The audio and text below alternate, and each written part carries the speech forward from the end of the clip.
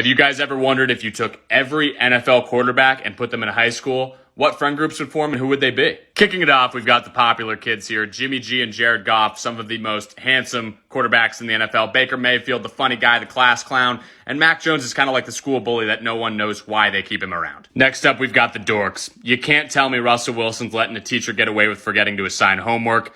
Zach Wilson is the guy who thinks he's fucking sick and his shit doesn't stink, but everyone doesn't really like him. And Daniel Jones is just, classic oaf. You were probably wondering where Josh Allen and Joe Burrow were when we went over the popular kids, but these are the glow-up guys. They came in small, scrawny kids. They drank their milk. They lifted weights. They got big. They got handsome. All of a sudden, every girl wanted to give them attention, and it really pissed you off. Next up, we've got the girlfriend guys. Brock Purdy's the loyal one. Trevor Lawrence is just blatantly hooking up with other girls and not telling his girlfriend, who's dumb enough to believe him. And Patrick Mahomes is the one with the girlfriend that everyone despises and everyone knows he can do better, but he just, for some reason, chooses not to. Next up, we've got the group of bros. Will Levis is kind of the cafeteria wild card. Who knows what he's eating?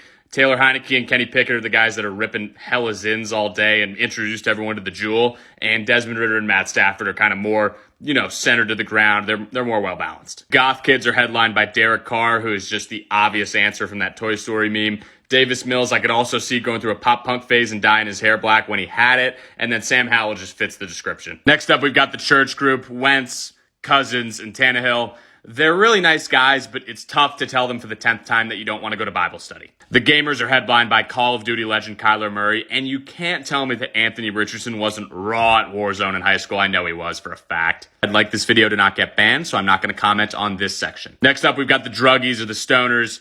Aaron Rodgers, obviously the ayahuasca legend, and then Hendon Hooker, I don't know, maybe just a sneaky stoner. Maybe I'm wrong here, let me know. This was just a wild card pick for me. We've got the dummies. It's easy with Tua with the low scores. CJ Stroud didn't help himself at all by saying I'm a quarterback, not a test taker. And then Trey Lance I threw in there. He can't throw a spiral, so I got to throw some shade. We've also got the quiet kids, Justin Fields and Bryce Young, the hard-nosed, quiet guys that everyone likes. And then Justin Herbert's the low-key savage who he doesn't speak very often, but every time he says something, it is hilarious. Finally, we got the athletes, including Lamar, Jalen Hurts, and Andy Dalton. Andy Dalton's kind of the fringe guy here. Lamar and Jalen Hurts walk around like their shit doesn't stink and they run the school, and they kind of do.